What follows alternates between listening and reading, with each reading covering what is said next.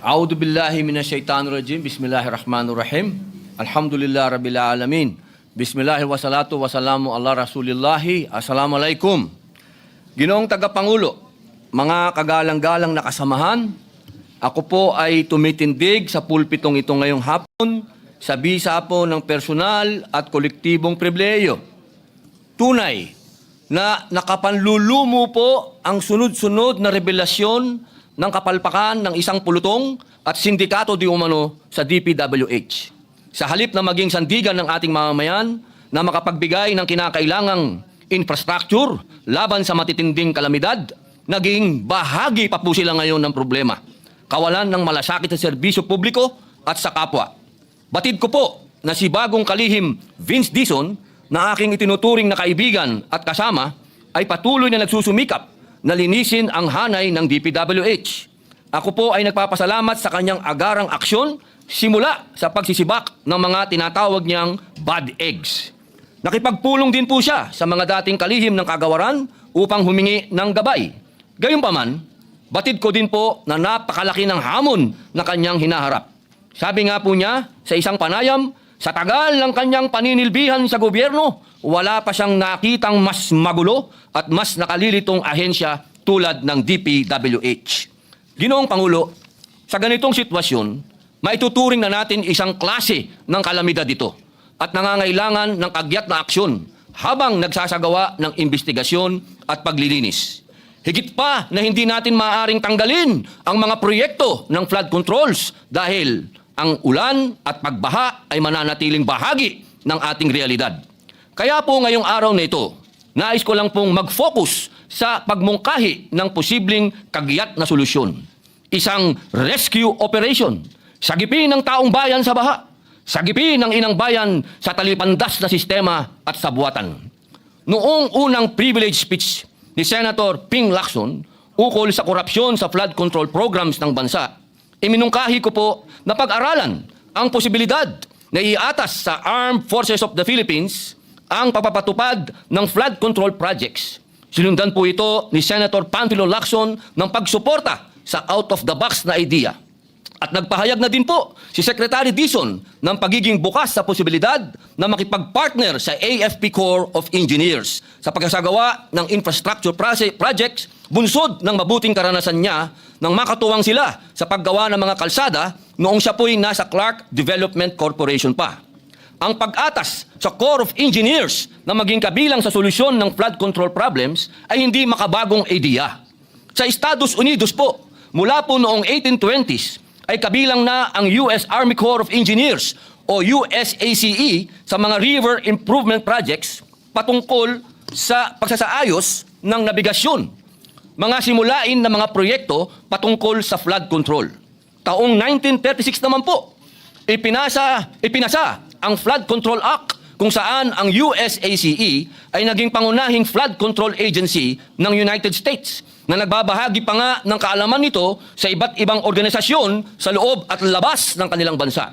Dahil sa taglay na integrity at efficiency ng USACE, kahit noong unay may alinlangan sa mungkahing ito, ngunit sa kalaunan, kinilala ang kakayahan ng USACE na itayo at patakbuhin ang kanilang nationwide flood control program. Ngunit, meron pa rin konsultasyon at cost sharing sa pagitan ng federal, state at local government. Mula noon, daang-daang reservoir, levees at channelization projects ang naisagawa ng USACE sa ilalim ng kanilang 1936 Flood Control Act. At ang mga proyektong ito ay nakaprotekta na nga ng buhay at mga ari-arian, nakatulong sa paglago ng mga bayan at sa pangangalaga ng mga rural farmlands. Bagamat marahil ay nag-evolve na po ang flood control programs ng US sa kasalukuyang panahon, hindi maikakaila ang naging ambag ng tapat at mahusay na serbisyo ng kanilang Corps of Engineers na nooy pinagtitibay lamang na programa. Sa puntong ito, hindi ko po mapigilang ihalintulad ang kanilang karanasan sa atin, ang AFP Corps of Engineers o AFP-COE na kinabibilangan ng lahat ng engineering units at personal ng AFP, isang institusyon na may higit 8 dekadang kasaysayan ng serbisyo na hindi lamang limitado sa combat engineering, kundi maging sa mga proyekto ng gobyerno na sumusuporta sa national and community development goals ng bansa. Nabanggit ko na po noong nakaraan na ang AFP ay may karanasan na sa pagtatayo ng mga health center, farm-to-market roads, mga paaralan, rural electrification projects, barangay water system, at marami pang iba. Isang halimbawa pa po, ang mga airport development projects na isinagawa ng AFP-COE sa mga taong 2020, 2021, at 2022. Bagamat hindi po ito mga flood control projects, ipinakita ng mga ito ang kakayahan ng AFP-COE na magsagawa ng malakihan at mahalagang proyekto. Pinakamalaking proyekto ay sa Lawag International Airport na nagkakahalaga ng 362.9 million na tinapos ng 51st Engineer Brigade sa loob lamang po ng mahigit 10 buwan. Mahigit pa sa halagang ito ang pinapatalo di umano sa kasino ng mga tiwaling engineer ng DPWH. Yan pong Cotabato Airport Development Project na isinagawa ng 54th Engineering Brigade na may approved budget for the contract o ABC na 158.6 million. 124.4 million lang po ang naging contract amount niyan. May savings pa. Ganon din po sa Vigan Airport Development Project na isinagawa ng 350 feet Aviation Engineer Wing, yung extension of runway project na may ABC na 67.9 million. Ang aktual na contract amount ay 60.4 million lamang. Meron na naman pong savings. Sa gitna po ng mga usapin na sumisira ng tiwala ng taong bayan sa pamahalaan, nananatili po ang AFP na isa sa mga ahensya na may mataas na trust at satisfaction rating. Katunayan nga po nitong Hulyo lamang, ayon sa tugon ng masa nationwide survey ng Okta Research, ang AFP po ay may 81% trust rating at 82% satisfaction rating. Mission-driven, disiplinado at matapat, yan ang hanay ng ating mga kasundaluhan, kabilang ang AFP-COE. Ang ating AFP ay nagsisilbi bilang isa sa mga pangunahing katuwang ng pamahalaan tuwing may sakuna, mapabagyo, pagbaha o lindol, pandemya man yan. Ang AFP ay isa sa mga unang rumiresponde upang magbigay ng agarang tulong sa mga apektado. Ginoong Pangulo, mga kasamahan, muli inihahain ko sa mataas na bulwagang ito ang aking mungkahi na pag-aralan at isaalang-alang na magkaroon ng mas aktibong papel ang AFP-COE sa paglutas ng pambansang suliranin sa flood control, lalo na sa agarang paggawa o pag-aayos ng mga non-existent o severely damaged na mga infrastructure sa mga highly flood-prone areas. Gayunpaman, pinapaubaya ko po pa rin sa ating mahal na Pangulo bilang Commander-in-Chief ng Sandatahang Lakas at pinuno ng sangay ng Executive, gayon din sa bagong talagang DPWH Secretary, DND, AFP at iba pang ahensya ng pamahalaan ang pag-aaral at pagpapasya sa mungkahing ito. Sapagkat tulad ng nangyari sa USACE, kung madadagdagan ng tungkulin ang AFP-COE, marami pong kakailanganin ding mga karagdagang kagamitan, tauhan, kaalaman at kakayahan. Ipinagkakatiwala ko po sa inyo ang masusing pag-aaral ng mungkahing ito. Ginoong Tagapangulo, ako po ay isang reserve officer katulad po ni Senator Mig Zubiri na may ranggong Lieutenant Colonel sa Philippine Army. Nauunawaan ko po ang pangunahing tungkulin ng Sandatahang Lakas ay ang protektahan ang Estado at ang mamamayan at tiyakin ang soberenya at integridad ng pambansang teritoryo. Ngunit, dahil sa track record ng AFP, kumpiyansa ako na kung maatasan sila hinggil dito, ay mapupunta sa wastong pamamalakad ang kaban ng bayan sa hilip na dumadaloy ito sa bulsa ng mga tiwali. Ginoong Pangulo, sa tapat na paglilingkod kasama ang AFP-COE bilang sandigan, hindi lamang sa infrastructure ng ating mapapatibay, kundi pati ang tiwala ng sambayanan. At sa bawat pag-ahon mula sa baha, sabay nating maiahon ang kanilang pag-asa. Tandaan po natin, hanggat may baha, may buhaya. Maraming salamat po, Ginoong Pangulo. Mr. President, Majority Leader. delikado pala, Mr. President, pag may baha, talagang may buhaya. Mr. President, the good gentleman from Bulacan, our dear distinguished colleague from our former majority floor leader, Senator Joel Villanueva, would like to be recognized. Senator Joel Villanueva is recognized. Thank you very much, Mr. President, distinguished Majority Leader. Kung pagbibigyan po tayo ng ating kasamahan, ng ating BFF, the good gentleman from Camarines Norte and Nueva Ecija to just ask a few questions from this humble representation, Mr. President. Opo, Ginoong Pangulo, isa pong karangalan ang makarinig po ng mga katanungan mula po sa isang taong magmula pa noon ay nakikipaglaban na po dyan sa mga flood control. Maraming salamat po, Ginoong Pangulo. At at the onset, Mr. President, let me place into the records of this august chamber my sincerest thanks and gratitude to Senator Robin Hood Padilla, not only for looking for solutions, Mr. President. Marami gusto na sumausaw sa iba't ibang issue pero wala naman pong mabigay na solusyon. Marami nga po nagsasabi na tuwing nag-iimbestiga ang Kongreso, ang dalawang bahay sa Kongreso, wala rin namang maibigay na solusyon. Kaya po, nagpapasalamat tayo sa Diyos unang-una, pangalawa sa ating kaibigan at kasamahan dito sa Senado na may ibinibigay na solusyon. At nais ko pong i-throw yung aking full support sa kanyang ninanais tungkol po dito sa inisyatibo na itap, Mr. President, ang sandatahang lakas ng Pilipinas. Ang isang tanong ko po na nais ipahiwatig, Ginoong Pangulo, ay paano po natin ito may isa sa katuparan? Ito po ba ay kinakailangan na maggawa ng isang panukalang batas o isang order lamang mula sa ehekutibo? O ito po ba ay po pwedeng gawin ng, for example, the newly installed Department of Public Works and Highway Secretary would come up of a memorandum or having a partnership with the AFP at magawa itong mga proyekto na kung saan alam natin at sumasang-ayon ako sa gentleman from Camarines Norte and Nueva Ecija na mataas ang level ng pagtitiwala ng taong bayan sa ating sandatahang Pilipinas. So ano po yung pwede nating gawin para maisakatuparan itong mga bagay na akin din pong sinusuportahan, Ginoong Pangulo? Opo, maraming salamat po sa inyong katanungan, aking mahal na kaibigan.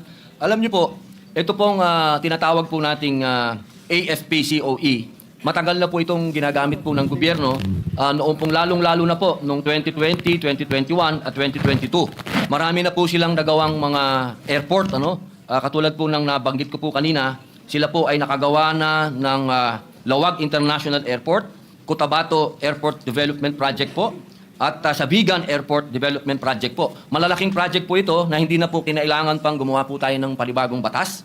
Ito po ay sa pamamagitan lamang po ng utos ng ating Pangulo nung panahon na yon. Opo. Lalong-lalo na po ngayon, siguro po, mas kailangan natin sila sa oras na ito. Opo. You mean to say, Mr. President, an executive order or a memorandum of agreement will suffice, Mr. Opo. President, para sa ganito? Gusto ko kong susugan yung binanggit po ninyo kasi Ginoong Pangulo, nung tayo po ay nasa Technical Education and Skills Development Authority, we have come up with partnerships like this. In fact, Mr. President, let me point out our partnership with then Congresswoman Telma Almario of Davao Oriental. If I'm not mistaken, Mr. President, we have come up with a program na tinatawag po ay Training Cum Production ng TESDA. Ito po ay libreng training program para sa mga kabataan doon sa Davao Oriental. At pagkatapos habang tinitrain sila, for example, sa construction, bricklaying for instance, gumagawa po sila ng classroom doon po sa Davao Oriental. Maaaring hindi po kasing galing o kasing bilis ng mga hina-hire na certified construction worker dahil syempre may learning curve pa po eh. Pero ang kagandahan po, kahit na mas tumatagal yung panahon para sa training program, ang nangyayari po, nagkakaroon ng pagsasanay, natututo yung mga kabataan. And while they are learning, Mr. President, at the end of the program, nung training cum production ng TESDA, sila po ay nase-certify. So ibig sabihin, ito pong mga bata na na-train, ay binibigyan ng sertifikasyon. So, parang nagkaroon sila ng diploma o yung national certification ng TESDA that has become a passport for employment not only here in the Philippines but even abroad. So, Ginoong Pangulo, nakikita ko po na napakaganda ng panukala ng ating kasamahan at pwede pong bigyan ito ng kaukulang national certification from TESDA. For example, Mr. President, if the AFP personnel would be given a task for rescue operations, for instance, meron din po ng mga courses sa TESDA. There are about 235 training regulations na kung saan po pwede pong tahiin itong nais nating inisyatibo at nang sa ganun, kahit po yung mga AFP natin, personnel, pwede po rin silang mag-earn ng national certification na magagamit po nila kung sila man po ay mag-retire o balang araw mag-ibang karera, meron po silang national certification. Ito po ba ay katanggap-tanggap sa ating kaibigan at ginagalang na kasamahan dito sa Senado? Opo, napakaganda pong mungkahi nito. Katunayan, bigla pong pong pumasok sa isip ko yung ating mga nag-ROTC po ngayon. Maganda nating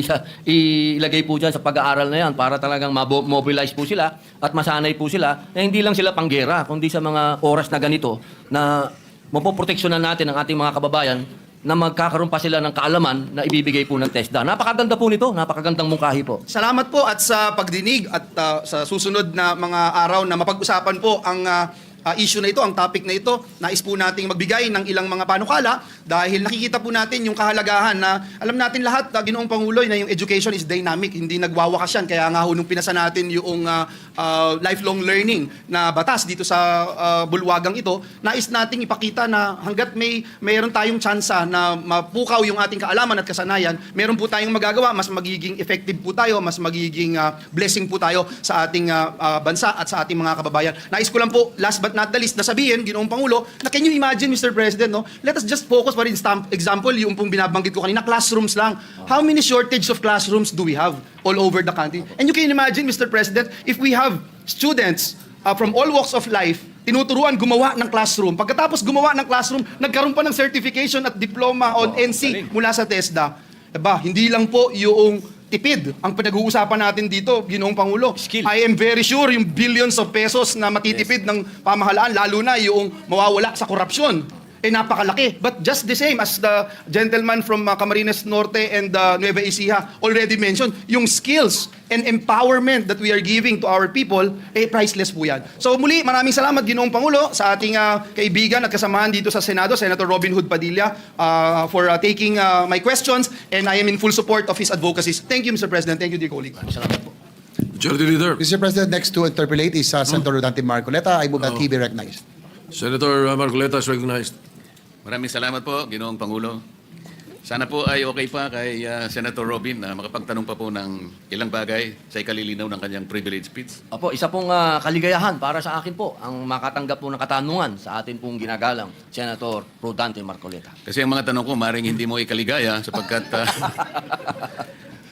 Basta pag wala pong wala nang buhaya. nauunawaan ko po kasi ang pangangailangan ng mga measures kapag dumarating ang mga sakuna, lalong-lalo na po ang baha, na talagang wala naman pong kinikilalang tao yan o lugar, lahat sasagasaan po niya. Kaya naiisip po ninyo na maisalba natin ang ating mga komunidad, ang ating mga kababayan, kahit sa anumang paraan na mabisa. Yun po ba ang gusto niyo sabihin, Ginoong Pangulo? Opo, Ginoong Pangulo, kasi sa ngayon po, unang-una po sa lahat, maisalba. Kaya nga po tinatawag ko po na isang rescue operation to. Pangalawa po, maibsan ang galit na nararamdaman po ng ating mga kababayan. Sa oras po nito, umuusok ang galit po ng ating mga kababayan at sa tingin ko po, kung meron pong napagkakatiwalaan sila na mga katulad po ng kasundaluhan na napakataas po ng kanilang approval rating, satisfaction rating, magkakaroon po ng katahimikan na rin ang pag-iisip ng ating mga kababayan po. Tama po yung binanggit ninyo, Ginoong Pangulo, ngunit alam din naman po natin na kahit ano pong mga temporary measures ang pwede natin gawin para lang ma-alleviate natin yung suffering ng ating mga kababayan, ang tawag nga po nila dyan ay mga palliatives o mga cosmetic measures. At kung tawagin ay mga band-aid solutions. Pinakamabuti po kasi na talagang yung pinakaugat ng lahat ng ito kung bakit tayo bumaha ng ganito. At hindi nga natin masyadong makita pa kung gaano ang lawak talaga nito sapagkat nagsisimula pa lang nating tingnan talaga kung gaano talaga karami ang mga dispalinghadong mga flood control projects, kung bakit bigla na lang rumagasa ang tubig sa ating mga kanayunan, mga komunidad. At talagang nakita natin lahat ng mga flood control projects na naipundar ng ating pamahalaan ay talagang ultimong nawasak at parang sinagasaan lahat. Ang tinutukoy ko pong ugat, Ginoong Pangulo, ay yung malawakan at malalim na korupsyon na nangyayari at namamayani na po sa ating pamahalaan. Kapag hindi po natin ito nasolusyonan, mananatili po tayong umahanap na lamang po ng mga band-aid solutions. Nakatutulong po, bakit hindi? Ngunit hindi po natin ganap na napapawi yung pagkamuhi o yung galit ng ating mamamayan sapagkat hindi nagagawa ng pamahalaan ng kanyang pangunahing tungkulin na nakasulat pa man din sa ating saligang batas. Nakatungkulan po ng Estado, Ginoong Pangulo, na kailangan pong yung kapakanan po ng kanyang mamamayan ay kinakailangang unang-una sa listahan ng pamahalaan na dapat po nilang asikasuhin. Tama po ba yun, Ginoong Pangulo? Tama po, naniniwala po tayo dyan. Kaya po natin na isulat ang akin pong pribilehiyong talumpati. Sapagkat kapag nanood po tayo ngayon ng balita at nakita po natin at naririnig ko pa nga po na ang magpapatuloy ng mga proyekto, ng mga katulad po ng mga nasirang proyekto, yung mga proyektong guni-guni, ang magtutuloy daw po ay yung paring mga kontraktor. Kaya po ako lalong nagkaroon ng lakas na loob na gawin po itong talumpati na ito sapagkat kung pamimiliin po ako kung pamimiliin po ako mismo, kung sino dapat ang gumawa nito at mapagkakatiwalaan ko, hindi na po siguro yung mga kontraktor na yun. Kung hindi, ito na po sigurong AFP, COE na matagal na pong gumawa ng mga proyekto katulad po ng mga airport. Kapag airport po ang ginagawa niyan, ibig pong sabihin, matibay po talaga yung mga runway na ginagawa nito mga ito at sa cost po, sa cost na kung ano po yung budget, nakakatipid pa po sila. Meron pa pong savings, Kaya po nung narinig ko po yon sa balita, sabi ko, siguro naman mas maganda itong aking itatalumpati dahil ito sigurado, number one, ang sundalo, disiplinado. Kapag gumawa sila ng kapalpakan, merong kaagad court martial. Merong andyan po kaagad. Talagang mabilis ang aksyon. Dito nga po, gumawa sila ng airport, 11 buwan lang. Kaya po naniniwala po ako, Ginoong Tagapangulo, na ito pong ating talumpati na ito, kapag ito po'y nasa katuparan, magiging, pundasyon. Pundasyon po ito. Pwedeng sundan ng mga kontraktor sa darating na panahon kapag nagawa na po nila. Ito naman pong ating panukala, ito pong ating sinasuggest ngayon, hindi po ito pang matagalan. Ngayon lamang po ito, habang naggagawa po ng investigasyon, habang naggagawa po ng paglilinis, kailangan pong may umaksyon na kagad na mapagkakatiwalaan at sigurado pong matibay ang kanilang gagawin. Salamat po sa inyong sagot. Ngunit ay nakakala ko rin na kahit gaano kagaling, kahit gaano kaseryoso, gaano man katapat ang pwede nating gamitin ng mga tao na pansamantalang makatutulong sa ating mga pangunahing suliranin na inaharap ng ating bansa ngayon, talagang kailangan pa rin na mailatag natin ang isang sistema na kung saan ay malinis natin ang korupsyon sa ating bansa.